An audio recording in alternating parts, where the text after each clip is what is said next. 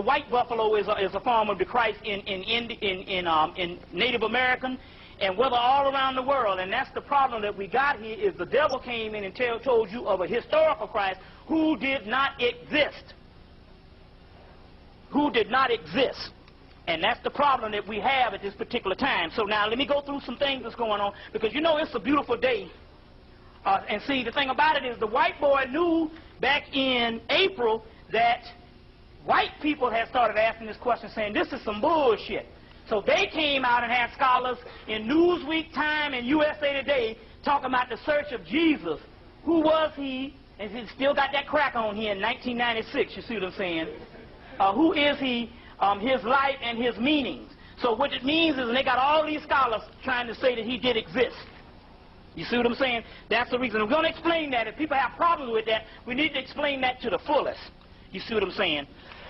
Because that is a political move to take the gnosis or the knowledge or the light from the ancient people and put them in slavery. And that's what it is. And so we're going to deal with that particular part also too. So right now what I'm going to do is, we're going to go through a little bit of, what's that? Oh, that reminds me too. Okay.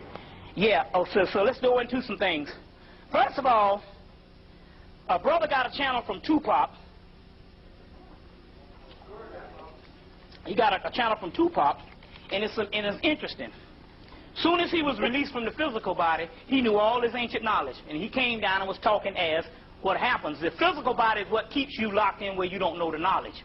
So soon as he was released, he knew a certain amount of knowledge, and he came to this brother, was telling the brother, hey man, there is no more such thing as a time is over. It's just a matter of when the damn moon gets full up. You see what I'm saying?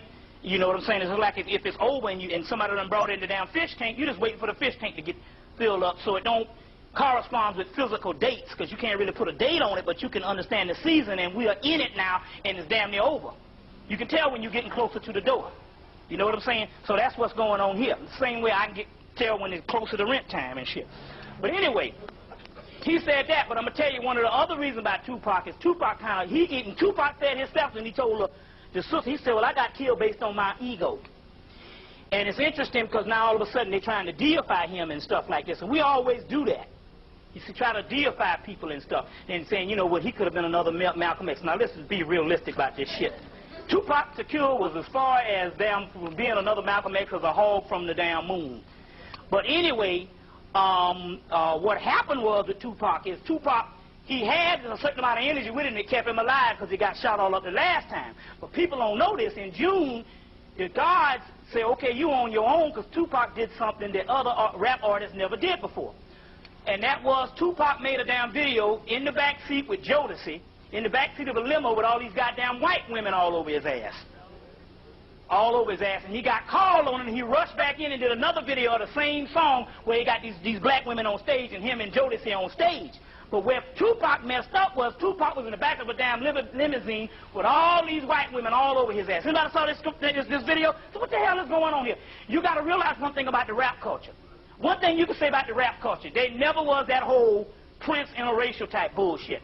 You know what I'm saying? They would have white people in the video, like they have a pool party. You know, you invite there's some white girls that come over, because in real life, you have a party, you might have some white people that come over, you know what I'm saying, and y'all getting, you know, they have a party going on, you know, you got a club, you got white people up in there. So you notice they always did that, but none of the rappers ever really got intimate with these white women or whatever type thing.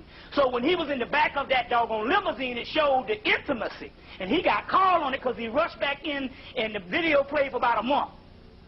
And then he rushed back in, and he had to change and do the same song. So, you know, sometimes they do another video, it's a dub mix, you know, but he did the same song over, and I said, oh, he got called on it.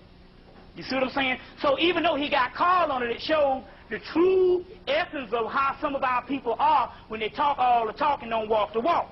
You see what I'm saying? Ain't no way in hell you won't talk and talk about how he said about the ghetto and all this kind of thing, but ain't nobody showing that video when he was around here with them doggone crackers all up in the back seat of his damn car, hooking up with them damn white women.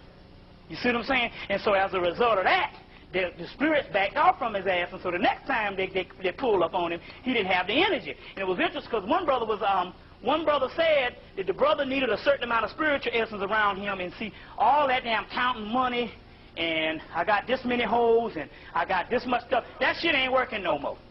You see what I'm saying? So we can say all we want about it, because naturally we say good things about people when they dead. But that's not reality. And the reality is Tupac crossed the line with the spiritual world when he fucked up and put that beast in the backseat of the car. Why? Because we understand that rap music has the impulse of the black youth. And rap is doing good for one reason. There's a lot of negative things that went on with rap, but you must understand this part about rap. The rappers never really had all them damn white women around them. Now, our funk stars and rock and roll stars and all them blues stars, they always had them. Because they complained about Cameo back in 1986. They had that word up. They had all these white women in the damn video. But my point is the rappers came in because it was not associated with being hard. You understand what I'm saying? And having the doggone little Betty from goddamn Buckhead in your shit. Use the expression. So what happened was is when he did that, that crossed the line. Even your boy, when he was shaking the booty and all this kind of thing here, your boy from Miami, and even though we know that it did defile the black woman, they didn't have that white woman up in there. You see what I'm saying? It's one thing to have that beast up in your stuff. What message is that giving to a little boy? Now, Tupac is the number where everybody loves him. It's just one thing to have a rapper that nobody know about. But here's a man that everybody loves, and you're going to go and put this video out with all these white women in your stuff. What message is this sending? You see what I'm saying? And you know what? Isn't it funny? Now shit is actually beginning to, we say something 1 month, next month stuff is starting to doggone bear witness. So we said that they was going to raise up both Dennis Rodman and your other boy, RuPaul, and now both of them got TV shows coming on. RuPaul got a TV show coming on VH1, and Dennis Rodman has one coming on this fall on MTV. You see, they're raising up the big freak type thing. Yeah, plus, you know, on the first RuPaul show, what he doing? He kissing Dennis Rodman. Now, what kind of symbolism is that? A black man in 1996, 2 black men on the damn TV kissing each other. That's some foul stuff. And you know what I'm saying? And we're not talking about, and we're not in the job of bashing somebody for their sexual preference and stuff, because really, in actuality, the guards and the whole thing down here is fucked up, period. There ain't no morals, there ain't nothing down here, but the key is we understand the blueprint on what the white man is trying to do. You see what I'm saying? What the white man is trying to do. Now, you see every time you turn around, like they say, they got the sisters freaking in every doggone thing. You see what I'm saying? So that's interesting, too. Now, it's interesting because we got some new information. First of all, we know that the whole OJ thing is back. Now, I told you, and it's funny, and this is the funny part about it, how stuff play out. Now, I told you last year that we had found that the O.J. Simpson trial, let me see if I can find this book. I think I put it in here. The O.J. Simpson was an ancient trial that they talked about, this great trial that would be held in Egypt in the last days, where they would try to mess the credibility of the black man up. So don't look at O.J. as the figure. Black people was on trial, right? And so this ancient trial, it was verbatim, but it was interesting because in this trial that they talk about, which is in the section of this book. In this book, which is a valuable book, From Fetish to God of Ancient Egypt by E. Wallace Budge, in the back of this book, they have papyruses out of the British Museum. This is the last book of his life, Budge, and so he decided to give up all these papyruses that he was actually writing all his books from. So in the back of this book, there's several papyrus, like the winged disc of Heru of Edfu, which is talking about if you didn't have the melanin, they cut off your head, which you get the movie Highlander from. You see what I'm saying? They say only one can be the Highlander or the blood of kings running through you. So in this particular section of the papyrus in the back of this book, that when you see the legend of Heru Behutet, of the winged disc of Edfu, they're talking about if you didn't have that black dot, they would cut off your head. And in the legend of Heru Behutet, Behutet is an ancient word for melanin. It means the black dot or the black circle that we're talking about here.